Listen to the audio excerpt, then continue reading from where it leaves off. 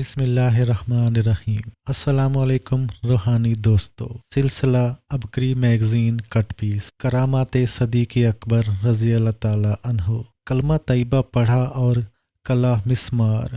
امیر المومنین حضرت سیدنا ابوبکر صدیق رضی اللہ تعالی عنہ نے اپنے دور خلافت میں کیسر روم سے جنگ کے لیے مجاہدین اسلام کی ایک فوج روانہ فرمائی اور حضرت سیدنا ابو عبیدہ بن جراح رضی اللہ تعالی عنہ کو اس فوج کا سپہ سالار مقرر فرمایا۔ یہ اسلامی فوج کسر روم کی لشکری طاقت کے مقابلے میں انتہائی کمزور، مگر جب اس فوج نے رومی قلعہ کا محاصرہ کیا اور لا الہ الا اللہ محمد الرسول اللہ کا نعرہ بلند کیا تو کلمہ طیبہ کی آواز سے کسر روم کے قلعے میں ایسا زلزلہ آیا کہ پورا قلعہ مسمار ہو کر اس کی اینٹ سے اینٹ بج گئی اور چشم زدن میں قلعہ فتح ہو گیا۔ بلا شبہ یہ امیر المومنین حضرت سیدنا ابوبکر صدیق رضی اللہ تعالی عنہ کی بہت ہی شاندار کرامت ہے، کیونکہ آپ نے اپنے دست مبارک سے جھنڈا باندھ کر اور فتح کی بشارت دے کر اس فوج کو جہاد کے لیے روانہ فرمایا تھا۔ مدفن کے بارے میں غیبی آواز۔ حضرت سیدنا عائشہ صدیقہ رضی اللہ تعالی عنہا فرماتی ہیں کہ امیر المومنین حضرت سیدنا ابوبکر صدیق رضی اللہ تعالی عنہ کے وصال کے بعد صحابہ کرام علیہم رضوان میں اختلاف پیدا ہو گیا کہ آپ کو کہاں دفن کیا جائے۔ بعض لوگوں نے کہا کہ ان کو شہدائے کرام کے قبرستان میں دفن کرنا چاہیے، اور بعض حضرات چاہتے تھے کہ آپ کی قبر شریف جنت البقیع میں بنائی جائے، لیکن میری دلی خواہش یہی تھی کہ آپ میرے اسی حجرے میں سپرد خاک کیے جائیں جس میں حضور اکرم صلی اللہ علیہ وسلم کی قبر منور ہے۔ یہ گفتگو ہو رہی تھی کہ اچانک مجھ پر نیند کا غلبہ ہو گیا اور خواب میں یہ آواز میں نے سنی کہ کوئی کہنے والا یہ کہہ رہا ہے کہ سم الحبیب الی الحبیب، یعنی حبیب کو حبیب سے ملا دو۔ خواب سے بیدار ہو کر میں نے لوگوں سے اس آواز کا ذکر کیا تو بہت سے لوگوں نے کہا کہ یہ آواز ہم لوگوں نے بھی سنی ہے، اور مسجد نبوی صلی اللہ علیہ وسلم کے اندر بہت سے لوگوں کے کانوں میں یہ آواز آئی ہے۔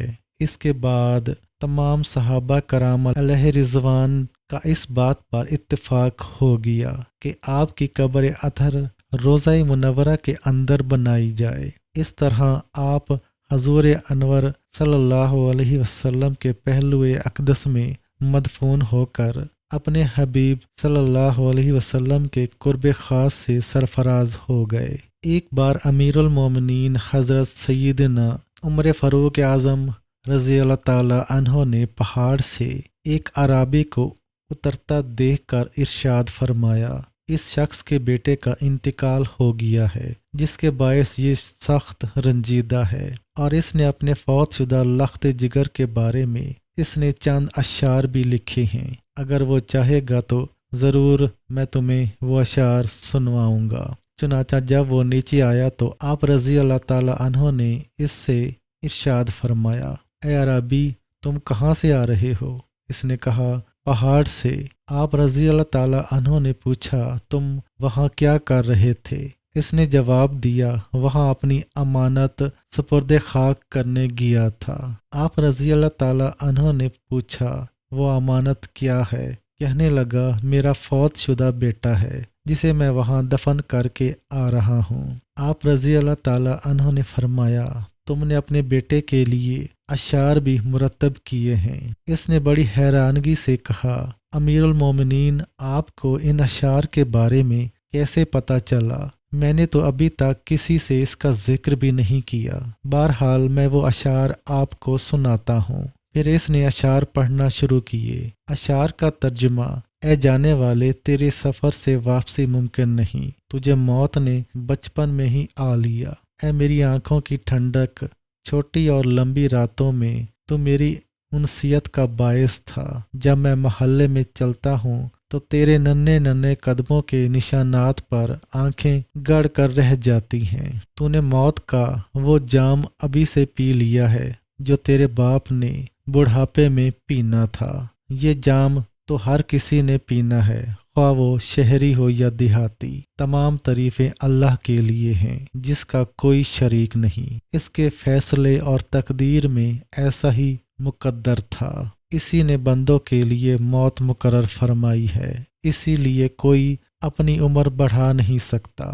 یہ درد بھرے اشعار سن کر امیر المومنین حضرت سیدنا عمر فاروق اعظم رضی اللہ تعالیٰ عنہ اتنا روئے کہ آپ کی داڑھی مبارک تر ہو گئی اور فرمایا، اے عرابی تو نے سچ کہا۔ اسی طرح ایک مرتبہ امیر المومنین حضرت سیدنا عمر فاروق اعظم رضی اللہ تعالیٰ عنہ ملک شام کے کفار سے جہاد کرنے کے لیے لشکر بھرتی فرما رہے تھے۔ اچانک ایک گروہ آپ رضی اللہ تعالیٰ عنہ کے سامنے آیا تو آپ رضی اللہ تعالیٰ عنہ نے انتہائی کراہت کے ساتھ ان سے منہ پھیر لیا۔ پھر دوبارہ یہ لوگ آپ کے روبرو آئے تو آپ نے منہ پھیر کر ان لوگوں کو اسلامی فوج میں بھرتی کرنے سے انکار فرما دیا۔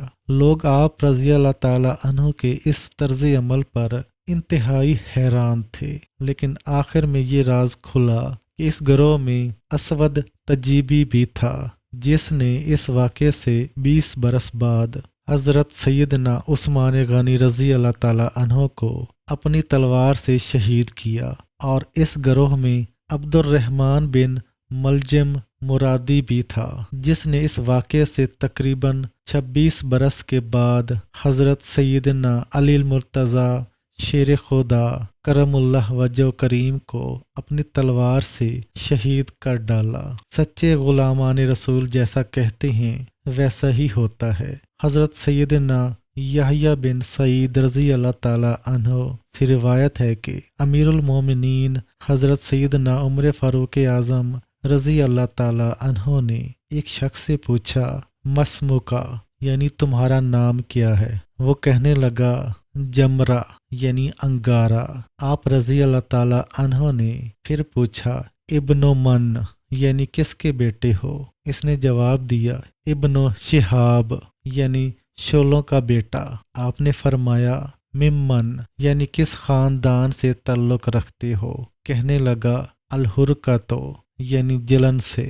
آپ رضی اللہ تعالیٰ عنہ سے پوچھا، این مسکنو کا یعنی رہتے کہاں ہو؟ اس نے کہا، بحرۃ النار یعنی تپش میں۔ آپ رضی اللہ تعالیٰ عنہ نے فرمایا، بأیہا یعنی کس قبیلے سے تعلق ہے؟ اس نے کہا، بذات لظا یعنی شعلے سے۔ آپ رضی اللہ تعالیٰ عنہ نے فرمایا، ادرک اہلک فقد ترکو یعنی جلدی جلدی گھر پہنچو، تمہارے گھر والے جل چکے ہیں۔ یہ سن کر وہ شخص بہت تیزی سے اپنے گھر والوں کی طرف لوٹا، لیکن امیر المومنین حضرت سیدنا عمر فاروق اعظم رضی اللہ تعالیٰ عنہ کے فرمان کے مطابق وہ سب جل چکے تھے۔